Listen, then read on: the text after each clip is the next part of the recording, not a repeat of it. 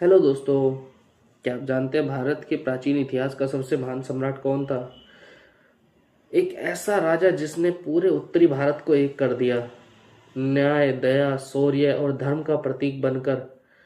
उसका नाम था सम्राट हर्षवर्धन, पुष्यभूति वंश का महान शासक, जिसका जन्म 590 ईस्वी में थानेसार में हुआ था।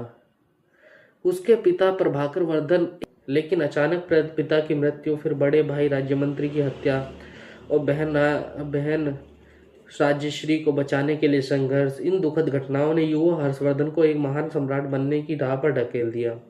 20 वर्ष की आयु में हर्षवर्धन सिंहासन पर बैठे। उन्होंने पहले थानेसार को संभाला, फिर कन्नौज को राजधानी बनाया। कुछ ही वर्षों में उसने पूरी उत्तरी भारत को अपनी शक्ति के अधीन ले लिया।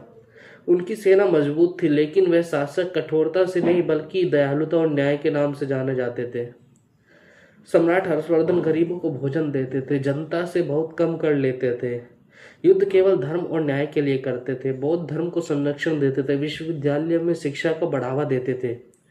उन्होंने नालंदा विश्वविद्यालय को उसका स्वर्ण युग दिया। यह भारतीय ज्ञान के इतिहास की एक महत्वपूर्ण उपलब्धि थी।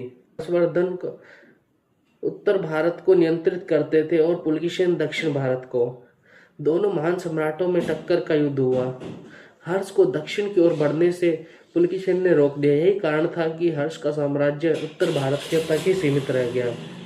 लेकिन इसके बावजूद भी वह उन्हें बुद्धिमान शासकों में गिना जाता है। हर्षवर्धन केवल योद्धा ही नहीं, एक लोकप्रिय कवि भी थे। सम्राट हर्षवर्धन का शासनकाल भारतीय इतिहास का वह अध्याय है जहां न्याय, धर्म, कला और विज्ञान ने साथ साथ प्रगति की। यदि आप यदि आप इस महान शासक का सम्मान करते हैं तो कमेंट में जय हर्षवर्धन लिखिए और इस वीडियो को लाइक और चैनल को सब्सक्राइब करना ना भूलें। हम मिलते हैं